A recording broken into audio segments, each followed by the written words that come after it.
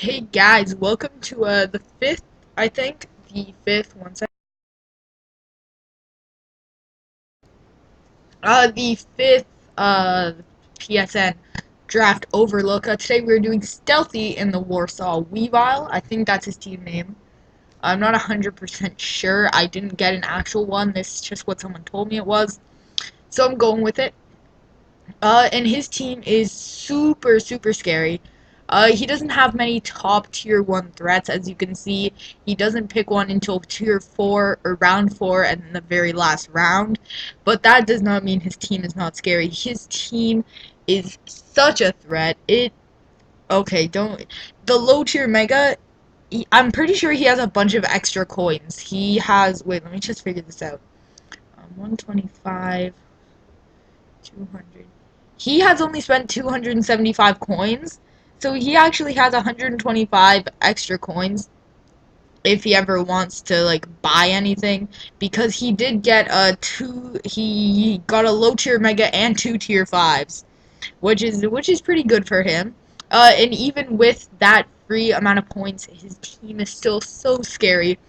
So without further ado, let me just get into it. His first pick, he actually grabs Arcanine from tier 2. Now, Arcanine can be, it's usually offensive, but its defensive possibilities are very overlooked, because, especially in Draft League, because in Draft League format, his offensive capability is very limited to pretty much Extreme Speed, Flare Blitz, and then the Fang moves, right?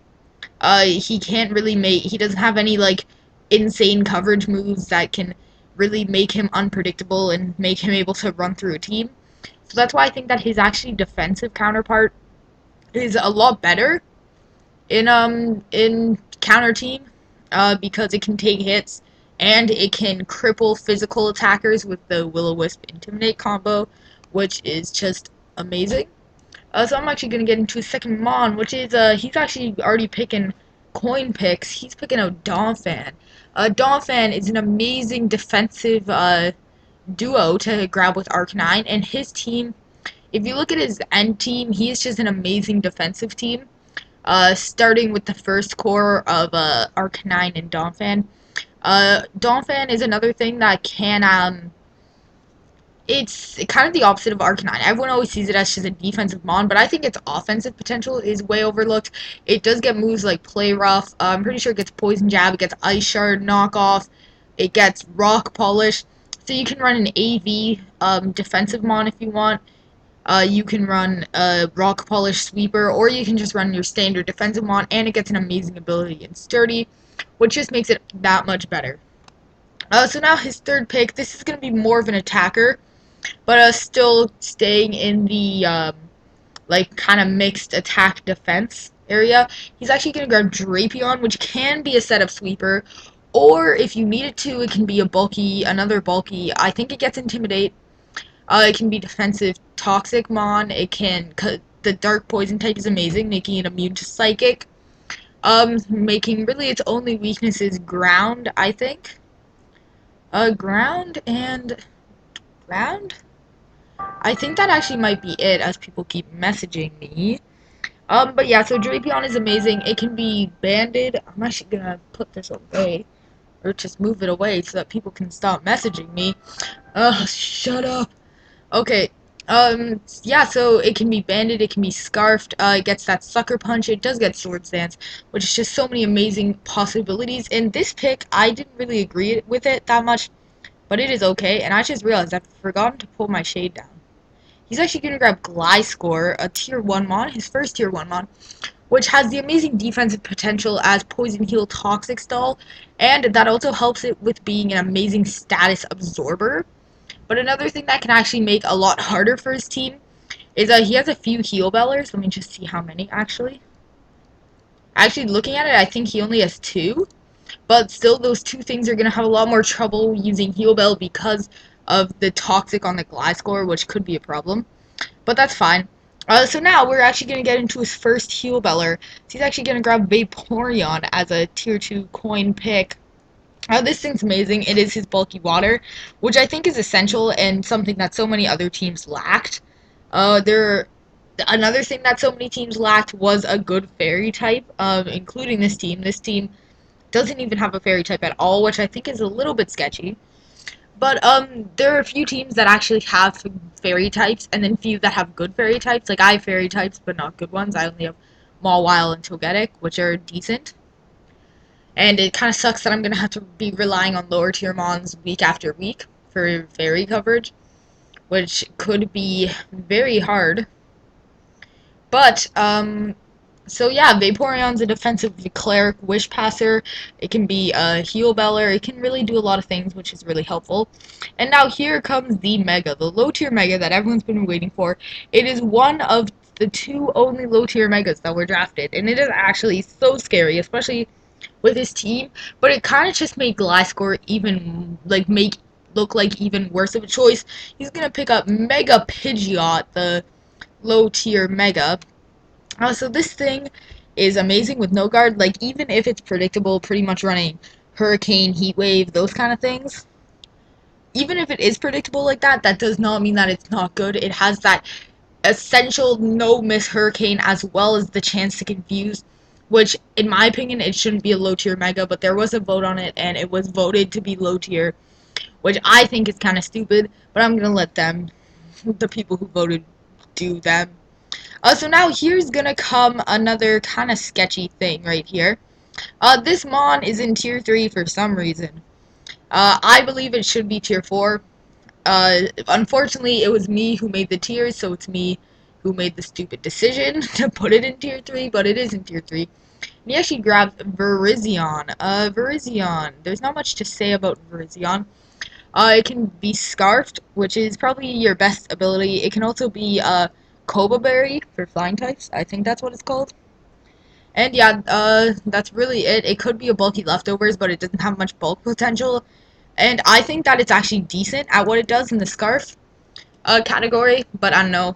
I hope it can do some good stuff, but a lot of people don't think it's going to. And now this pick is actually really cool. He's gonna pick Greninja Torrent. I'm looking forward to Greninja Torrent hopefully putting in some work. And this is kind of where we started to realize his team is straying away from the bulk, picking up Mega Pidgeot, Virizion, and then Greninja. 3 in a row, right?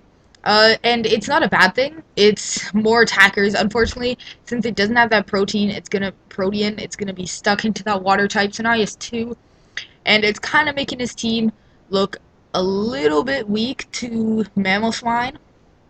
I have to say, especially Freeze Dry Mamoswine. I know that Freeze Dry is a very rare move, but whenever I'm looking at drafts, Mamoswine is one of the top mons in Draft League, and Freeze Dry is such an essential move on it that when I'm just looking at this team, really Arcanine and Drapion and Virizion are the only thing. Actually, I think that Virizion's weak to it, but then Arcanine and Drapion balked by an Earthquake.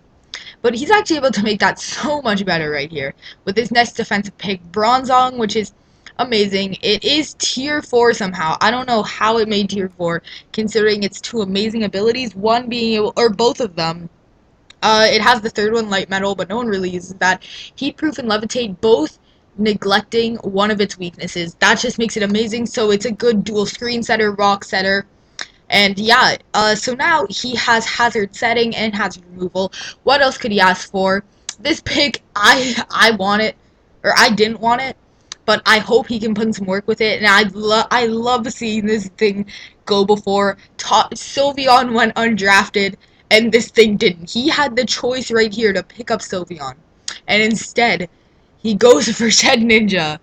Shed Ninja is kind of a joke thing, especially in Counter Team. Pretty much set up any sort of entry hazard and it dies. Okay, like any sort of entry hazard and it's dead. Okay, I don't care what you're talking about. This isn't no balance attack mods. You cannot run Sturdy. Just one coverage move that can kill it, or any entry hazard, and it's done, gone. So, as much as I think it was a horrible decision, I want to see him try, and I want to see him hopefully succeed with this mod. I know it probably won't happen, but it would be funny if it did. So now second last pick, he's gonna dip back down. He could have picked up a tier 1. He could have picked up a Sylveon here. But he looked at his team. He needed a fairy. He needed a fast electric. So he picked up the fast electric in Raichu. Raichu, it's not a bad mon. Gets Volt Switch, fast Volt Switch. Good Scarfer, that's really it.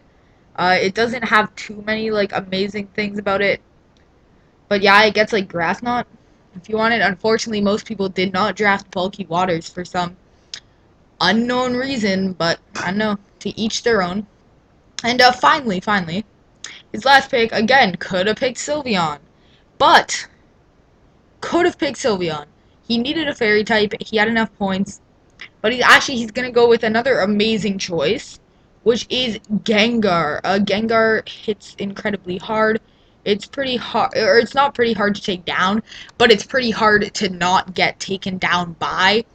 It's so fast, breaks walls, breaks down teams, destroys lives. Yeah, that's pretty much the rundown on Gengar. So if you have any suggestions for this team, feel free to leave them in the comments, and I'll make sure to hopefully pass them on to the owner of this team. And without further ado, I urge you guys to like, follow, and subscribe if you enjoyed the video. If you didn't, that's completely fine.